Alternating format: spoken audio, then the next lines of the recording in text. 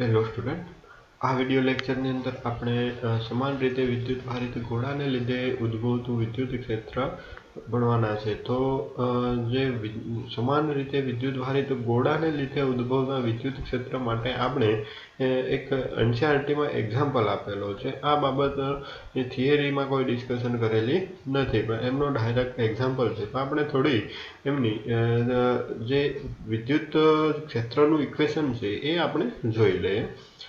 તો અહીંયા તમે જોઈ શકો કે એક વિદ્યુત ભારિત ગોળો છે અને વિદ્યુત ભારિત ગોળા ઉપર વિદ્યુત ભાર સતત રીતે વિતરિત થયેલો છે, અને એ વિદ્યુત ભાર વિતરણની એક પૃષ્ઠ ઘનતા લેવી પડે, પૃષ્ઠ ઘનતા નહીં પણ કદ ઘનતા લેવી પડશે, કારણ કે સમગ્ર ગોળા ઉપર વિદ્યુત ભાર વિતરિત થયેલો છે. આગળ જેવી રીતે આપણે કવચ માટે લીધું એ પ્રમાણે અહીંયા પણ વિદ્યુત ભારની પૃષ્ઠ ઘનતા કે જે કદ ઘનતા રો છે, બરાબર. એટલે રો કદ ઘનતાને આપણે કદ ઘનતા rho is equal to total વિદ્યુત ભાર, સપોઝ કે ક્યુ જેટલો વિદ્યુત ભાર છે અને એનું કદ વી છે, બરાબર.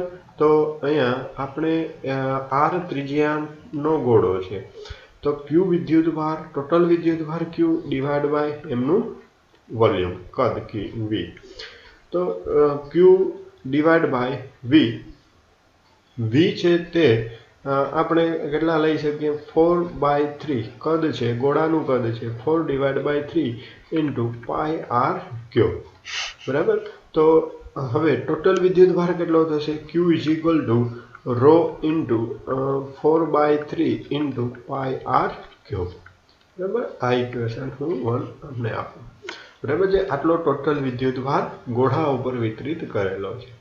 હવે એમાંના જો અંદરના બિંદુ માટે આપણે અહીંયા તમે જોઈ શકો કે અંદરનું એક બિંદુ પી લઈએ અને બહારનું બિંદુ પી લઈએ. તો અંદરના બિંદુ પી માટે કે જેમનો ત્રિજ્યા સદિશ છે એ કોઈ R1 છે, બરાબર, અને બહારની દિશાનો ત્રિજ્યા સદિશ આપણે R2 લેશું. તો R1 ત્રિજ્યા ધરાવતું P1 બિંદુ એટલે કે અંદરનું બિંદુ છે, બરાબર છે. તો અંદરના બિંદુ માટે આગળના પોઈન્ટની અંદર એટલે આપણે જે કવચ પરના બિંદુ કવચની વાત કરતા હતા ત્યારે અંદરના બિંદુએ વિદ્યુત ક્ષેત્ર 0 હતું, કારણ કે એમાંથી જે પૃષ્ઠ ડ્રો કરવામાં આવે ગૌસિયન પૃષ્ઠ, એ ગૌસિયન પૃષ્ઠ વડે કોઈ વિદ્યુત ભાર ઘેરાતો ન હતો, બરાબર. તો અહીંયા વિદ્યુત ભાર ઘેરાશે કારણ કે સોલિડ સ્ફિયર છે. તો અહીંયા વિદ્યુત ભાર પી બિંદુમાંથી તમે એક ગૌસિયન સપાટી ડ્રો કરીએ, બરાબર છે. આ ગૌસિયન સપાટી છે. તો એ ગૌસિયન પૃષ્ઠ વડે જે વિદ્યુત ભાર ઘેરાશે એ વિદ્યુત ભારને હું સ્મોલ ક્યુ નામ આપું, બરાબર છે, સ્મોલ ક્યુ. અને small q is equal two શું થાય, તો કે વિદ્યુત ભાર ઘનતા રો, જે પણ કોઈ અંદર જેટલો વિદ્યુત ભાર, જે એની વિદ્યુત ભાર ઘનતા છે રો ઇન્ટુ એમનું કદ આવશે, બરાબર છે. એ સ્મોલ વીઆર નામ આપવું એટલે. તો રો ઇન્ટુ એમનું કદ કેટલું થશે, તો કે 4/3 પાઈ સ્મોલ આર ક્યુબ, કારણ કે એ જે એમનું કદ છે એ થશે 4/3 પાઈ આર ક્યુબ, અને અહીંયા કેપિટલ આર ક્યુબ આવશે.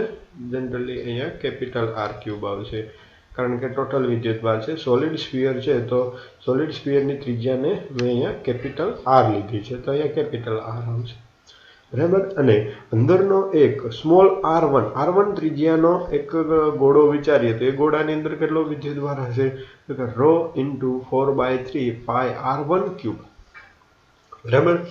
અને એ જે વિદ્યુત ભાર આપણે ગોસના નિયમની અંદર sigma q divide by epsilon 0 ની જગ્યાએ આપણે આ વિદ્યુત ભાર લેવાનો થશે, ટોટલ વિદ્યુત ભાર નથી. ટોટલ વિદ્યુત ભાર ગોળા ઉપર તો q is equal to rho 4/3 pi capital R cube છે, બરાબર. પણ નાનો જે અંદર પી બિંદુ પાસે જે ગોળો વિચારેલો છે એ ગોળાની અંદર વિદ્યુત ભાર કેટલો હશે, તો કે small q is equal to rho into 4/3 pi R1 cube, એ ત્રિજ્યા હશે, બરાબર. તો હવે અંદરના બિંદુ માટે આપણે પહેલાં તો એમાંથી લિંક થતું ફ્લક્સ મેળવીએ. તો ઈ ડોટ ડેલ્ટા એસ આગળ જેવી રીતે આપણે કર્યું એ જ પ્રમાણે ઈ ડોટ ડેલ્ટા એસ, ઈ અને ડેલ્ટા એસ બંને સમાન જ દિશામાં હોવાથી ઈ અને ડેલ્ટા એસ નું મૂલ્ય જે આવશે cos θ1 થઈ જશે। બધાની અંદર સેમ એ જ કન્સેપ્ટ વિચારવાનો છે આપણે, બરાબર। ત્રિજ્યાવર્તી બહારની દિશામાં જ વિદ્યુત ક્ષેત્ર હશે અને ક્ષેત્રફળ સદિશ પણ ત્રિજ્યાવર્તી જ છે, તો E × ડેલ્ટા S અને E × ડેલ્ટા S એટલે કે બધાનો આવી રીતે આપણે ઇન્ટિગ્રેશન કરીએ, બરાબર। તો વિદ્યુત ક્ષેત્ર તો બધા બિંદુ પાસે સરખું છે, જેવી રીતે કવચમાં જોયું એ જ પ્રમાણે તો બધા સિગ્મા ડેલ્ટા S ખંડોનો સરવાળો થશે અને એ સરવાળો એક ગૌસિયન પૃષ્ઠ છે એનું ક્ષેત્રફળ થશે અને ગૌસિયન પૃષ્ઠનું ક્ષેત્રફળ છે એ કેટલું થશે તો કે 4πr r1 સ્ક્વેર, બરાબર છે। 4π કારણ કે એ તો પૃષ્ઠનું ક્ષેત્રફળ છે મિત્રો, આ કોઈ કદ નથી લેવાનું, પૃષ્ઠનું ક્ષેત્રફળ છે, બરાબર છે। પણ કયા પૃષ્ઠનું ક્ષેત્રફળ છે? ગૌસિયન સપાટીનું, બરાબર છે। તો E × 4πr1 ક્યુબ આ જે ફ્લક્સ મળશે એ ઇક્વેશનને આપણે 2 આપીએ, બરાબર છે। પણ આગળ આપેલું છે તો 2 આપીએ। હવે જે ફ્લક્સ ટોટલ ફ્લક્સ લિંક થતું જે ગૌસના નિયમ મુજબ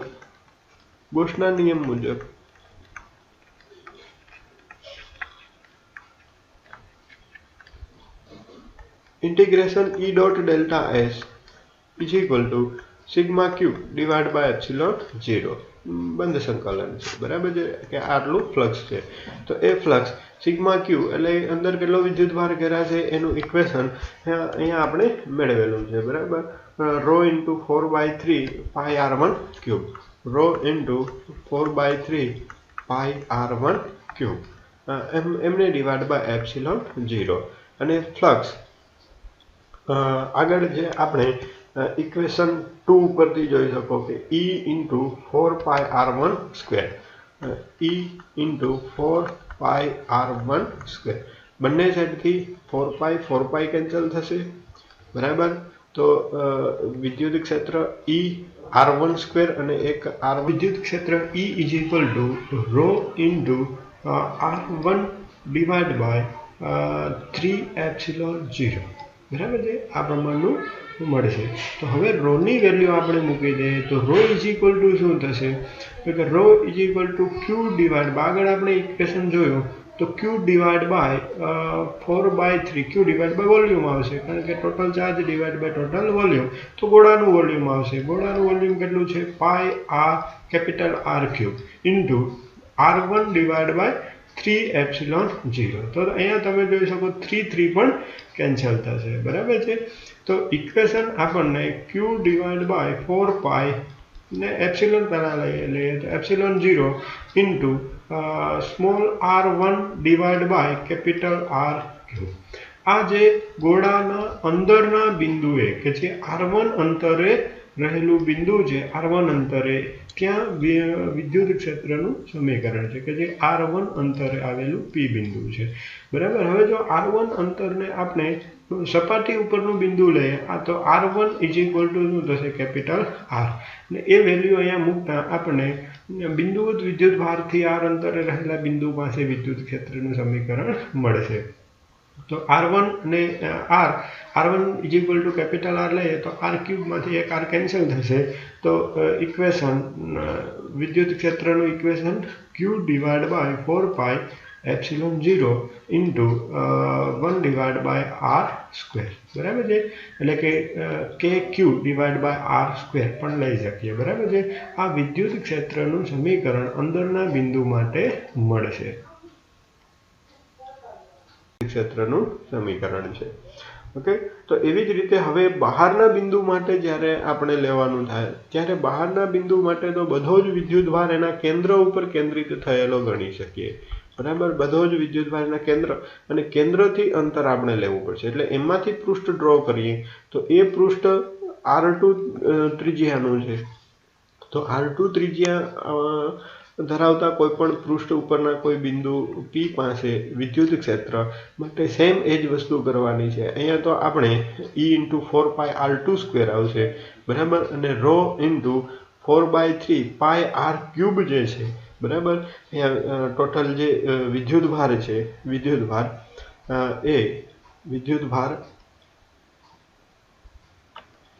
ક્યુ જેટલો જ વિદ્યુતભાર એમાં રહેશે, કારણ કે અંદર તો જે ગોળા ઉપરનો બધો જ વિદ્યુતભાર છે એ કવચ દ્વારા ઘેરાઈ જશે. તો અહીંયા આપણે ટોટલ વિદ્યુતભાર ક્યુ જ લઈ શકાય, ક્યુ ડિવાઇડ બાય એપ્સિલોન 0 અને 4πr² આ સાઈડ આવશે એટલે E is equal to 1 divide by 4πε0 into q divide by r2².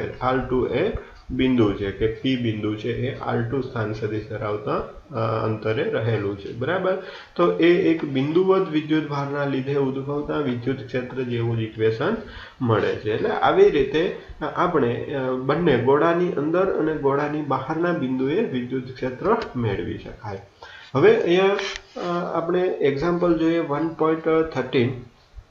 તો એમની અંદર એક પરમાણુ માટે પ્રારંભિક મોડેલમાં Ze વિદ્યુતભાર ધરાવતું ધન વિદ્યુતભાર બિંદુવત ન્યુક્લિયસ છે અને તેની આસપાસ r ત્રિજ્યા સુધી નિયમિત ઘનતાના ઋણ વિદ્યુતભાર વડે ઘેરાયેલું છે. કોઈ એક ન્યુક્લિયસ અને એ પરમાણુની જ વાત કરેલી છે, એમાં ન્યુક્લિયસ હોય એ ન્યુક્લિયસની અંદર ટોટલ વિદ્યુતભાર કેટલો થશે તો કે +Ze જેટલો.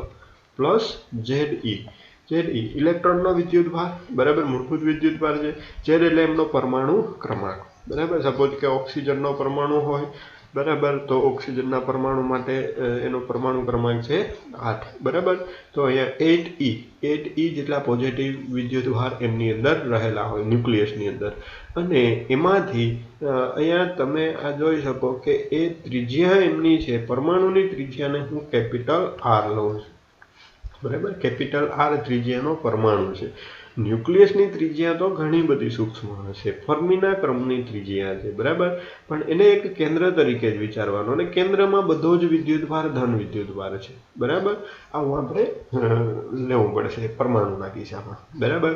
અને એમાંથી R ત્રિજ્યાનો ગોળો છે, એમની ઉપર વિદ્યુતભાર સતત રીતે ઋણ વિદ્યુતભાર વિતરિત થયેલા છે. અહીંયા તમે બધા ઇલેક્ટ્રોન જોઈ શકો કે બધી કક્ષાઓની અંદર ઇલેક્ટ્રોન રહેલા હોય. તો R ત્રિજ્યાની કે જે R ત્રિજ્યા એપ્રોક્સિમેટલી એંગસ્ટ્રોમના ક્રમનું એમનું અંતર હોય છે, બરાબર. જે બધા જ એંગસ્ટ્રોમથી પણ નજીકનું અંતર હોય છે, એમાંથી પણ ઓછું અંતર, તેથી એક આખો ગોળો રહેલો હોય, બરાબર, કારણ કે એની સાઈઝ જ છે કોઈ પરમાણુની. તો એવડા નાના ગોળાની અંદર આપણે વિદ્યુત ક્ષેત્ર અંદરના બિંદુ P માટે અને બહારના બિંદુ P માટે બંને માટે કિસ્સાઓની ડિસ્કશન કરવી પડશે. તો હવે એની અંદર પહેલાં તો આપણે ધન વિદ્યુતભાર તો બધો જ કેન્દ્ર ઉપર છે, પણ ઋણ વિદ્યુતભાર 12 ગોળા ઉપર વિતરિત થયેલો છે. તો ગોળા ઉપર વિતરણ છે કોનું છે તો કે ઋણ વિદ્યુતભારનું વિતરણ છે. ઋણ વિદ્યુતભાર નું વિતરણ અહીંયા કરેલું છે, બરાબર. તો આપણે જનરલી વિદ્યુતભારની કદ ઘનતા લેવાની થશે એ આપણે ઋણ વિદ્યુતભારની કદ ઘનતા લેવી પડશે, બરાબર. તો અહીંયા નિયમિત ગોળાકાર વિદ્યુતભાર વિતરણમાં કુલ વિદ્યુતભાર કેટલો છે -Ze હોવો જોઈએ, રેડી. એટલે પરમાણુ તો તટસ્થ છે, પરંતુ ગોળા ઉપર વિદ્યુતભાર કેટલો છે -Ze જેટલો. R ત્રિજ્યા સુધીમાં ટોટલ વિદ્યુતભાર છે એ -Ze જેટલો વિતરિત થયેલો હશે, અને કેન્દ્રમાં કેટલો છે તો કે +Ze. એટલે બધાનો સરવાળો કરીએ તો આપણે પરમાણુ છે એ કેવું મળે છે, તટસ્થ મળશે, બરાબર. એટલે અંદર Ze વિદ્યુતભારનું ન્યુક્લિયસ +Ze જેટલું વિદ્યુતભારનું ન્યુક્લિયસ અને ઋણ વિદ્યુતભારી ઇલેક્ટ્રોન કે જે વિદ્યુતભાર વિતરણ થયેલો છે, બરાબર. આપણે વિતરણ થયેલો છે એ જ ધ્યાનમાં વધારે પડતો લેવો પડશે, અને કેન્દ્રનો તો એમાં સરવાળો કરી નાખવાનો છે વિદ્યુતભારની અંદર, ઓકે. તો આ પરથી ઋણ વિદ્યુતભારની ઘનતા ρ ઇઝ ઇક્વલ ટુ, હવે વિદ્યુતભારની ઘનતા ઋણ વિદ્યુતભારની ઘનતા જ આપણે લઈએ, બરાબર. તો ટોટલ વિદ્યુતભાર કેટલો છે તો કે કોઈ પણ એવા બિંદુ P પાસે, બરાબર છે. તો ઋણ વિદ્યુતભારની ઘનતાની અંદર આપણે એની એક કદ લેશું, બરાબર છે. વિદ્યુતભાર ટોટલ વિદ્યુતભાર જે Q લઈએ કે એમની અંદર Q જેટલો વિદ્યુતભાર વિતરિત થયેલો છે, અને એમનું જે પણ કોઈ, એટલે Q વિદ્યુતભારની જગ્યાએ તમે -Ze પણ લઈ શકાય, કારણ કે Q વિદ્યુતભાર કેટલો છે, ટોટલ વિદ્યુતભાર ઋણ વિદ્યુતભાર કેટલો છે -Ze જેટલો, બરાબર. અને એને ડિવાઈડ બાય એમનું કદ આવશે, બરાબર. તો પરમાણુનું ટોટલ કદ r ત્રિજ્યાનો પરમાણુ છે તો એનું કદ કેટલું થશે તો કે -ZE divide by 4 divide by 3 પાઈ કેપિટલ R ક્યુબ. રેડી. આ જે છે એ વિદ્યુતભારની ઋણ વિદ્યુતભાર ઘનતા મળી છે. બરાબર. ધન વિદ્યુતભારને તો લેવાની જરૂર નથી કારણ કે એ તો બધો કેન્દ્રમાં છે. બરાબર. પણ ઋણ વિદ્યુતભાર વિતરિત થયેલો છે તો આપણે ઋણ વિદ્યુતભારની ઘનતા લેશું તો -ZE માઇનસ એટલે એ વિદ્યુતભાર છે -ZE અને divide by 4 pi R cube. બરાબર છે. તો હવે એમાંનો જે વિદ્યુતભાર છે એ વિદ્યુતભારની આપણે ગણતરી કરીએ તો રો જે છે એ rho is equal to -ZE divide by 4 pi R cube. ZE is equal to rho into 4/3 pi R cube આવશે. પરંતુ જો એમની અંદર કોઈ અંદર ગોળો એક વિચારવામાં આવે, બરાબર, કે જે P બિંદુમાંથી પસાર થતું પૃષ્ઠ છે એમની અંદર પણ વિદ્યુતભાર આપણે લેવો પડશે કે એમાં કુલ કેટલો વિદ્યુતભાર આવશે કારણ કે ત્યાર પછીથી જ આપણે ગોસનો નિયમ લાગુ પાડી શકશું. ઓકે. તો આ ઇક્વેશનને હું પણ આપું કે વિદ્યુતભારની ઘનતાનું ઇક્વેશન આગળ આપણે મૂકવાનું થશે. ઓકે. તો ન્યુક્લિયસથી r અંતરે રહેલા P બિંદુ પાસે વિદ્યુત ક્ષેત્ર ER શોધવા માટે આપણે ગોસના નિયમનો ઉપયોગ કરીશું અને r ત્રિજ્યાની r ની દિશા ગમે તે હોય તો પણ વિદ્યુતભાર વિતરણની ગોળીય સમમિતિના લીધે વિદ્યુત ક્ષેત્ર E નું માન ત્રિજ્યાવર્તી અંતર r ઉપર જ આધારિત હશે. બરાબર. કે જે આપણે વિદ્યુત ક્ષેત્ર કોઈ પણ બિંદુ પાસે ત્રિજ્યાવર્તી જ હશે અને એનું માન છે એ r ઉપર જ આધારિત હશે. તેની દિશા ઉદ્ગમથી P તરફના ત્રિજ્યા સદિશ r ની દિશામાં અથવા તો એનાથી વિરુદ્ધ દિશામાં.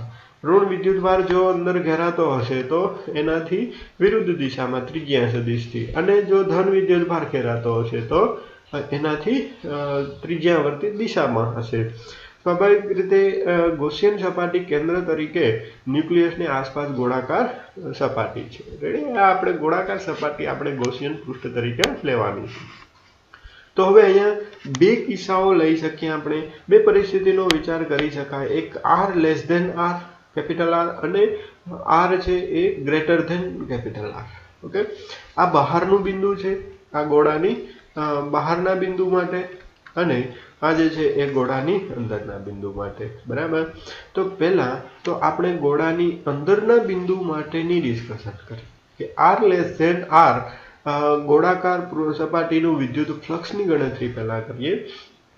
તો એક એવું P બિંદુ નક્કી કરશું કે અંદરનું કે જે તમે અહીંયા ફિગરની અંદર જોઈ શકો કે આ જે P બિંદુ છે અંદરની ગોળાની અંદર આવેલું કોઈ એક બિંદુ છે અને જેનો કોઈ પણ એક r સ્થાન સદિશ ધરાવતું P બિંદુ છે. એનું કેન્દ્રથી અંતર સ્મોલ r છે. બરાબર. અને કેપિટલ R એક ગોળાની ત્રિજ્યા છે. બરાબર. તો r જે ત્રિજ્યાની કવચ વડે r ત્રિજ્યાની ગૌસિયન પૃષ્ઠ વડે ઘેરાતો વિદ્યુતભાર એને હું સ્મોલ q વિદ્યુતભાર નામ આપું. બરાબર. અને સ્મોલ q વિદ્યુતભારનું હવે આપણે કેલ્ક્યુલેશન કરવાનું છે કે સ્મોલ q વિદ્યુતભાર કેટલો થશે. તો સ્મોલ q વિદ્યુતભારની અંદર ઘેરાતો વિદ્યુતભાર એક તો છે જ, બધો જ વિદ્યુતભાર ધન વિદ્યુતભાર છે એટલે +ZE તો લઈ શકીએ +ZE. અને હવે ઋણ વિદ્યુતભાર કેટલો ઘેરાશે એ આપણે લેશું. તો ઋણ વિદ્યુતભાર ઘેરાશે એમની અંદર r ત્રિજ્યાની જો પહેલા તો શું કરવું પડશે કે એક તો વિદ્યુતભાર આપણે મેળવવો હોય તો ઘનતા એની કદ ઘનતા ગુણાકારમાં શું લેવું પડે એનું કદ કેટલું છે સ્મોલ v આપણે લેશું. બરાબર. આ કેપિટલ V છે, આ સ્મોલ v છે. કેપિટલ V આપણે લેશું કે ટોટલ ગોળાનું કદ છે અને સ્મોલ v છે એ અંદર r ત્રિજ્યાનો ગોળો છે એનું સ્મોલ r ત્રિજ્યાનો ગોળો છે એમનું કદ છે. બરાબર. તો રો ઇન્ટુ v કેટલો થશે 4 divide by 4/3 into pi small r cube. બરાબર છે. ZE plus. રેડી. હવે ઋણ વિદ્યુતભારની વેલ્યુને આપણે એમની અંદર મૂકી દઈશું. ઋણ વિદ્યુતભારની વેલ્યુ કેટલી છે તો કે -ZE divide by 4/3 pi capital R cube. આ ઇક્વેશન 1 ને અહીંયા આપણે મૂકી દઈએ. બરાબર છે. તો વિદ્યુતભાર આપણને મળી જશે. ઓકે. તો અહીંયા તમે જોઈ શકો કે એક ZE plus 4 pi R cube divide by 3 into rho. Ready. આ ઋણ વિદ્યુતભાર ઘેરાશે. કેટલા ગોળાની અંદર ઘેરાશે તો કે સ્મોલ આર ત્રિજ્યાના ગોળા છે એમની અંદર આ ઋણ વિદ્યુતભાર છે અને ધન વિદ્યુતભાર તો બધો જ ઘેરાઈ ગયો છે કે જે ન્યુક્લિયસમાં રહેલો છે, બરાબર. તો ZE પ્લસ 4/3 પાઈ આર ક્યુબ. હવે જે આપણે આગળ ઇક્વેશન 1 જે લીધું કે જે ઘનતાનું ઇક્વેશન છે, ઋણ વિદ્યુતભાર ઘનતા છે, એની વેલ્યુ મૂકી દઈએ અહીંયા. તો ઋણ વિદ્યુતભાર ઘનતા કેટલી હતી? ZE minus ZE divide by 4/3 into pi capital R cube, બરાબર છે. બંનેમાંથી પાઈ કેન્સલ થશે, 4/3 પણ કેન્સલ થશે. ઓકે, તો હવે એમાં ZE પ્લસ શું વધેલું છે? માઇનસ ZE અહીંયા લઈએ, બરાબર. નિશાની નેગેટિવને આગળ આપી દઈએ તો ZE divide by ZE into small r cube divide by capital R cube, બરાબર છે. બંનેમાંથી ZE ને પણ કોમન કાઢી શકાય તો 1 minus r cube divide by capital R cube.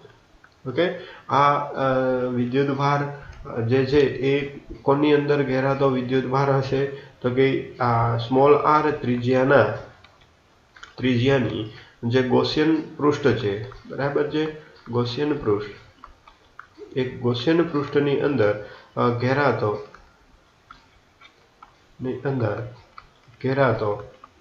વિદ્યુતભાર છે, બરાબર.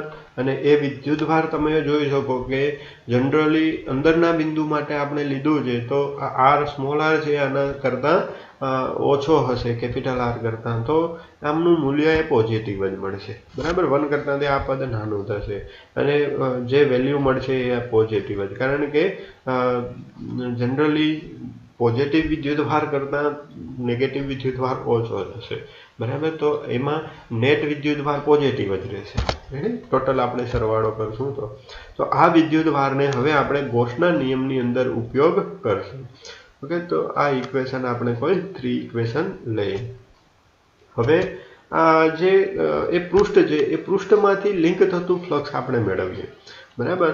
તો લિંક થતું ફ્લક્સ, આ જે ગૌસિયન પૃષ્ઠ જે આપણે ડ્રો કરીએ છીએ કે જે કેપિટલ સ્મોલ આર ત્રિજ્યાનું ગૌસિયન પૃષ્ઠ છે એમાંથી કેટલું લિંક થશે ફ્લક્સ, એમની આપણે ગણતરી કરવા માટે શું કરશું તો કે નાનો ખંડ વિચારવો પડે, બરાબર છે. નાનો ખંડ ડેલ્ટા એચ જેટલો ખંડ વિચારી અને ઈ ડોટ આગળ જેવી રીતે કર્યું એ જ પ્રમાણે ઈ ડોટ ડેલ્ટા એચ અને એનું પછીથી બધા જ ખંડો ઉપરનું બંધ સંકલન લઈએ તો ઈ છે એ તો બધા જ બિંદુ પાસે વિદ્યુત ક્ષેત્ર ઈ સમાન હશે, તો બધા ઇન્ટિગ્રેશન એ બધા ખંડોનું લેવું પડશે, બરાબર. તો એ બધા જ પૃષ્ઠખંડોને આવરી લેવામાં આવે તો ટોટલ આપણે પૃષ્ઠનું ક્ષેત્રફળ મળશે અને પૃષ્ઠનું ક્ષેત્રફળ કેટલું થશે? E ઇન્ટુ 4πr², કે જે આગળ આપણે ઓલરેડી કવચની અંદર આ જ પ્રમાણનું કરેલું છે.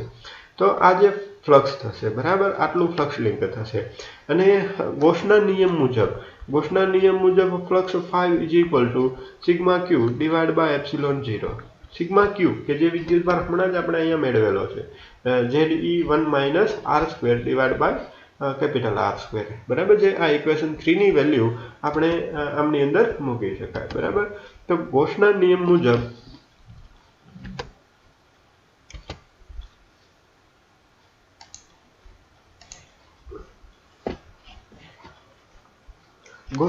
મુજબ આપણે લઈએ તો શું કહી શકીએ કે કોઈ પણ પૃષ્ઠ સાથે લિંક થતું flux 5 is equal to sigma q divide by epsilon 0.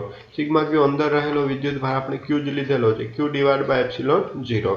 અને ક્યુની વેલ્યુ કે જે હમણાં અહીંયા આપણે લીધી છે ZE ઇન્ટુ ઇક્વેશન 3 છે કે 1 minus small r cube divide by capital R cube અને એમને ડિવાઈડ બાય એપ્સિલોન 0, બરાબર. આ જે છે એ ગૌસના નિયમ મુજબ આ પ્રમાણે લઈ શકીએ આપણે. અને ત્યાર પછીથી ઇક્વેશન જે આગળ હતું એ ઇક્વેશન કે ફ્લક્સ 5 નું ઇક્વેશન E ઇન્ટુ 4πr², બરાબર છે. આ ઇક્વેશન આપણે હમણાં સેકન્ડ ઇક્વેશન જે આપ્યું છે આ બંનેને કમ્પેર કરો, કારણ કે ફ્લક્સ લિંક થતું ફ્લક્સ જ બતાવશે બંને. તો E into 4 pi r square is equal to ZE divided by epsilon 0 into 1 minus r cube divided by r cube divided by capital R cube. બરાબર છે. તો હવે અહીંયા આપણે 4 pi ને ડિવાઇડ બાય થવા દઈએ તો E is equal to ZE divided by 4 pi epsilon 0 into 1 minus r cube divided by capital R cube એમને ડિવાઇડ બાય r square. તો ZE divided by 4 pi epsilon 0 into બંને divide by r square થશે તો 1 divided by r square minus r cube divided by r square into r cube એટલે r square અને cube એમાંથી એક r square cancel થશે તો r divided by capital R cube. બરાબર છે. આ જે ઇક્વેશન આપણે વિદ્યુત ક્ષેત્રનું સમીકરણ આવશે અને એની દિશાનો પણ ઉલ્લેખ કરીએ તો દિશા જે છે એ ત્રિજ્યા વર્તી બહારની દિશામાં થશે કારણ કે મોટા ભાગે પોઝિટિવ વિદ્યુતભાર જ ઘેરાશે. બરાબર. આમ જોતા નેગેટિવ વિદ્યુતભાર ઘેરાતો હોય ગોળાની અંદર પણ ન્યુક્લિયસની અંદર પોઝિટિવ વિદ્યુતભાર પ્લસ ZE હોવાથી આ જે વિદ્યુતભાર ઘેરાશે પોઝિટિવ હશે એનું વિદ્યુત ક્ષેત્ર બહાર આવતી દિશામાં હશે. ઓકે. તો હવે ત્યાર પછીથી આપણે એના બહારના બિંદુ માટે લઈએ. બરાબર છે. Small r greater than r આ કિસ્સાની અંદર ગૌસિયન સપાટી વડે ઘેરાયેલ કુલ વિદ્યુતભાર 0 થશે કારણ કે જે ગૌસિયન સપાટી આપણે પોઝિટિવ વિદ્યુતભાર બધો ન્યુક્લિયસની અંદર છે અને એનાથી r ત્રિજ્યાની અંદર બધો જ નેગેટિવ વિદ્યુતભાર છે. તો આ બધાની બહારનું બિંદુ જો આપણે લઈએ તો બહારના બિંદુ માટે ટોટલ વિદ્યુતભાર sigma Q is equal to 0 થશે. શું કરવાને 0 થશે કારણ કે બધો જ નેગેટિવ વિદ્યુતભાર પણ ZE જેટલો છે, નેગેટિવ વિદ્યુતભાર પણ ZE જેટલો છે અને ન્યુક્લિયસમાં રહેલો પોઝિટિવ વિદ્યુતભાર પણ ZE જેટલો છે કારણ કે પરમાણુ તટસ્થ છે. તો નેટ વિદ્યુતભાર ઘેરાતો છે એ 0 થશે. તો આગળ જેમ આપણે ફ્લક્સની વાત કરી એ પ્રમાણે flux E into 4 pi r square ત્યાં એમની ત્રિજ્યા લેવાની છે. બરાબર. એમની ત્રિજ્યા આપણે r લઈએ કે બહારના બિંદુ છે એમની ત્રિજ્યા r માંથી પસાર થતું પૃષ્ઠ વિચારીએ તો એમાંથી લિંક થતું flux E into 4 pi r square is equal to અહીંયા sigma q divide by epsilon 0 એટલે એ શું થઈ જશે 0 કારણ કે સિગ્મા ક્યુ 0 છે. બરાબર. તો જે 4 pi r square એ નોટ ઇક્વલ ટુ 0 તો અહીંયા આપણે ER જે છે વિદ્યુત ક્ષેત્ર છે એ શું થશે 0. હવે તમે બંને કિસ્સાની અંદર વિચારી શકાય. પેલું જે આગળનો હમણાં ઇક્વેશન મેળવેલું છે બરાબર કે ગોળાની અંદરના બિંદુ માટે આ જે ઇક્વેશનની અંદર વિચારીએ તો r અને r is equal two capital R મૂકી દઈએ. બરાબર. તો અહીંયા r is equal two capital R મૂકી દઈએ તો શું થશે તો કે r અને કેપિટલ R એક કેન્સલ થશે તો 1 divide by capital R square અને 1 divide by capital R square. તો 1 divide by capital R square માંથી 1 divide by capital R square બાદ થઈ જશે, કેન્સલ થઈ જશે, 0 થઈ જાય. તો વિદ્યુત ક્ષેત્ર શું થયું 0. બરાબર. પહેલા કેસ મુજબ પણ 0 અને બીજા કેસ મુજબ પણ વિદ્યુત ક્ષેત્ર બહારના r is equal two r બિંદુ માટે પણ ઓલરેડી 0 છે, અંદરના બિંદુ માટે નથી કારણ કે પરમાણુની સરફેસ ઉપર સુધી જતા ઘેરાતો વિદ્યુતભાર 0 જ રહેશે. એટલે આ પોઈન્ટ આપણે લાગુ પાડી શકીએ. એટલે ખાસ ધ્યાન રાખજો પરમાણુના જે કેન્દ્રથી પરમાણુનું કેન્દ્ર છે એ કેન્દ્રથી જેમ આગળ વધતા જઈએ એમ વિદ્યુત ક્ષેત્ર ઘટતું જાય અને એના સરફેસ ઉપર હશે ત્યાં સુધીમાં વિદ્યુત ક્ષેત્ર શૂન્ય થઈ જશે. બરાબર. અને બહારના બિંદુએ તો ઓલરેડી શૂન્ય જ હશે. પરમાણુ માટે જ આ લાગુ પડશે. વિદ્યુતભારિત ગોળો હોય તો એ ગોળા માટે પાછું અલગ થશે. વિદ્યુતભારિત ગોળો હોય તો એના કેન્દ્ર પાસે વિદ્યુત ક્ષેત્ર 0 હોય ને ત્યાંથી વધતું જાય, મેક્સિમમ જે છે એ ક્યાં હશે પૃષ્ઠ ઉપર હશે અને ત્યાર પછીથી પાછું 1 ડિવાઇડ બાય r સ્ક્વેર મુજબ ઘટતું જશે. બરાબર.